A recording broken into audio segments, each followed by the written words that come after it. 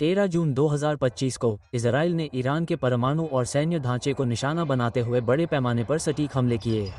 इस ऑपरेशन को rising lion नाम दिया गया था। महीनों की खोज के बाद हमने ईरान के इन गुप्त परमाणु ठिकानों का नक्शा तैयार किया है। कुछ जमीन के नीचे छिपे हुए हैं तो कुछ साफ नजर आ रहे हैं। हर ठिकाने से बड़ी तस्वीर का पता चलता है। लेकिन सबसे महत्वपूर्ण बात, हमें ये समझना होगा कि ईरान के परमाणु संवर्धन को रोकने के लिए इजराइल इतना दृढ़ क्यों है, जिसके बारे में इजरायली खुफिया जानकारी के अनुसार ईरान का सेंट्रीफ्यूज परमाणु बम बनाने से कुछ ही दिन दूर है। ये भी न भूलें कि परमाणु बम कैसे बनाए जाते हैं।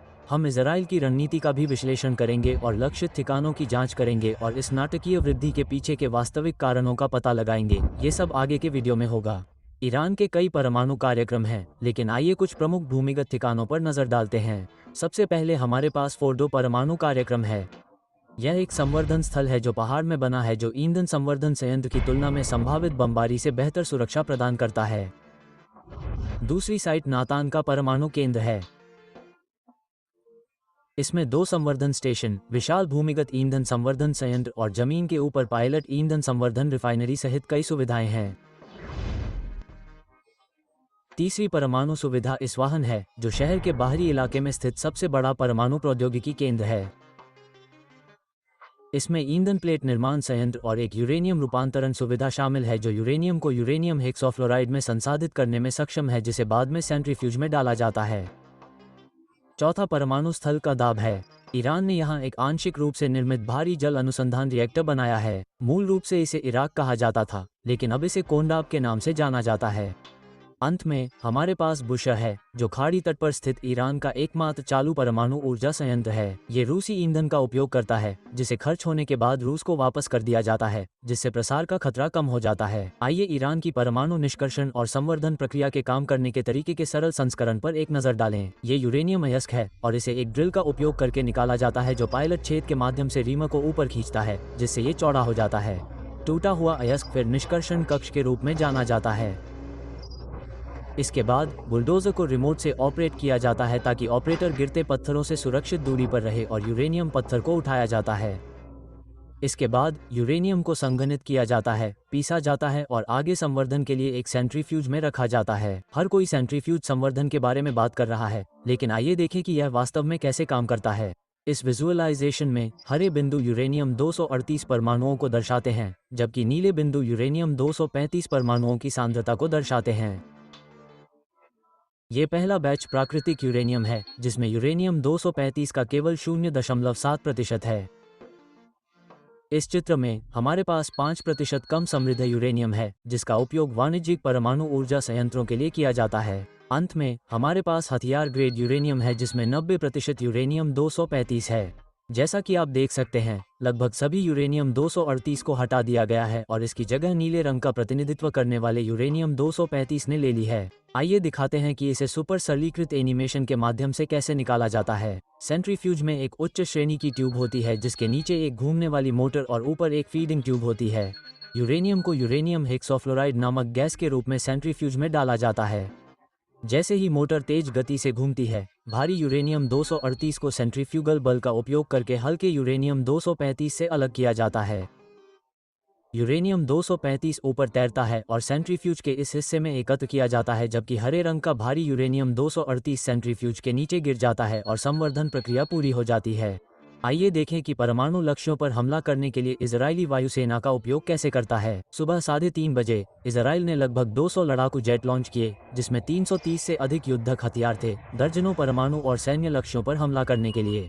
ईरान का प्राथमिक संवर्धन स्थल और मिसाइल उत्पादन परिसर। हालांकि ये रास्ते सीधे साधे लग सकते हैं, लेकिन इनके लिए जटिल योजना की जरूरत होती है। इसमें जॉर्डन, सीरिया और इराक से होकर गुजरने वाले हमलावर विमानों के लिए हवा में ईंधन भरने और तालमेल बिठाने के लिए गणनाएं शामिल हैं। साथ ही उन्होंने सीरिया और इराक में संभावित हवाई रक्षा खतरों को भी बेअसर कर दिया, ताकि अगर उन्हें निशाना बनाया जाता तो वे सुरक्षित वापस लौट सकें। इसराइल की रणनीति ईरान पर 3 चरणों में हमला करने की थी। पहले चरण में सतह से हवा में मार करने वाली जगहों, रडार प्रतिष्ठानों और ट्रान, इलुम और केस्तान में ईरान के हवाई रक्षा मुख्यालयों को निशाना बनाया गया। दूसरे चरण में बैलिस्टिक मिसाइलों को नष्ट करने पर ध्यान केंद्रित किया गया और अंत में तीसरे चरण में सैन्य विनिर्माण उद्योगों को निशाना बनाया गया।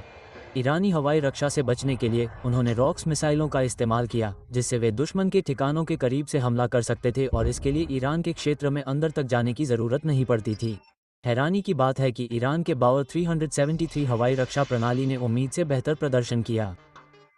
हम आगे के वीडियो में ये भी देखेंगे कि यह हवाई रक्षा मिसाइल कैसे काम करती है और ईरानी वायुसेना की ताकत क्या है। आइए सबसे पहले ऑपरेशन में इस्तेमाल किए गए इस्राएली लड़ाकू विमानों को देखें। भाले की नोक पर 5वीं पीढ़ी के F-35 fighter jet, F-16 air defence jet और F-15 ग्राउंड अटैक जेट हैं, जो लगभग 1600 किलोमीटर या लगभग 1000 मील की दूरी तय करते हैं।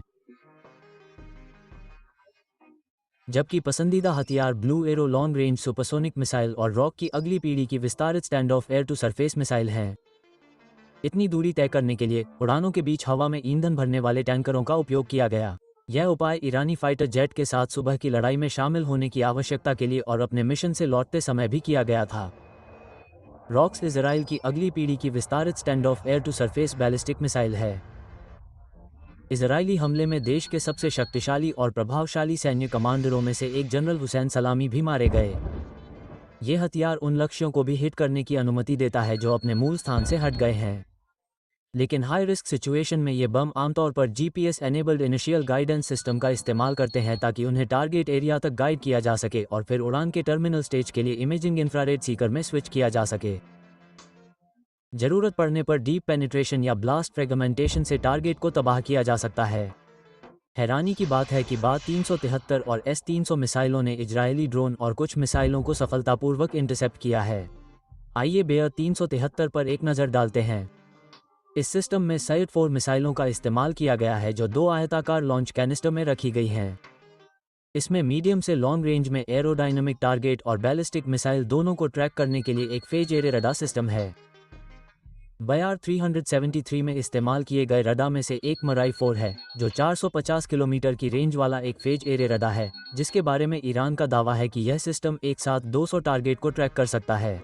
इजरायली हमले को 3 अलग अलग चरणों में बांटा जा सकता है। पहला, दूसरा और तीसरा वेव, जिसमें ईरान के मिलिट्री इंफ्रास्ट्रक्चर के अहम हिस्सों को निशाना बनाया जाता है। टारगेट की बात करें तो हाल ही में युग 4 महीने मुफ्त मिलेंगे, 30 दिन की मनी बैक गारंटी के साथ।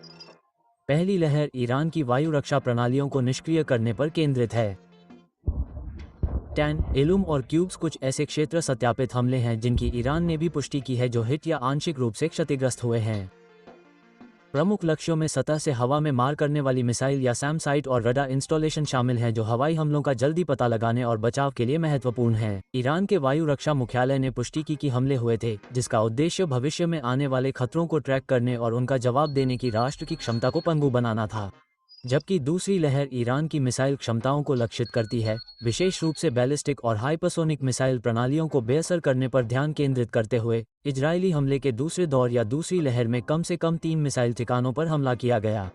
IDF ड्रोन ने तेहरान के बाहरी इलाके में गुप्त परचिन सैन्य अड्डे को भी निशाना बनाया। और अंत में एक ड्रोन ईरानी वायु रक्षा से होकर गुजरा और अड्डे पर हमला किया, जबकि अन्य को मार गिराया गया। ये हमले ईरान को जवाबी मिसाइल हमले शुरू करने से रोकने के लिए डिज़ाइन किए गए हैं। तीसरे और आखिरी चरण में ईरान के मिसाइल उत्पादन और सैन्य रसद के लिए आवश्यक प्रमुख सैन्य बैरकों और विनिर्माण सुविधाओं को नष्ट करने पर ध्यान केंद्रित किया गया है। निशाने पर कादिरी बैरक और मिसाइल निर्माण और तैयारी केंद्र हसन खान कैसल शामिल हैं। SEPA वायुसेना रसद केंद्र और इमाम अली बैरक को कथित तौर पर इस चरण में शामिल किया गया है ताकि रसद समर्थन और कमान संरचनाओं को बाधित किया जा सके। इजराइल इन मिसाइल ठिकानों को निशाना बनाने की कोशिश कर रहा था, जैसे कि फाटा 1 और फाटा 2 मिसाइल। इसका पहली बार इस्तेमाल किया गया था और यह ईरान की उन्नत मिसाइल प्रणालियों में से एक है। जो इसे अन्य बैलिस्टिक मिसाइलों से अलग करता है वह है पृथ्वी के वायुमंडल के बाहर गति बढ़ाने की इसकी क्षमता, जबकि इसकी वायुगतिकीय नियंत्रण सतहें इजराइल द्वारा बनाई गई प्रसिद्ध एरो मिसाइल रक्षा प्रणाली से बचने में सक्षम है। इजराइल उन ग्राउंड लॉन्च बैलिस्टिक मिसाइलों पर भी हमला करना चाहता था जो IDF ठिकानों को निशाना बनाती थी। इजराइल भी नष्ट करना चाहता है। शाहब 3 ईरान की सभी मध्यम दूरी की बैलिस्टिक मिसाइलों की नींव है और बाहरी अंतरिक्ष से तरल प्रणोदक का उपयोग करती है।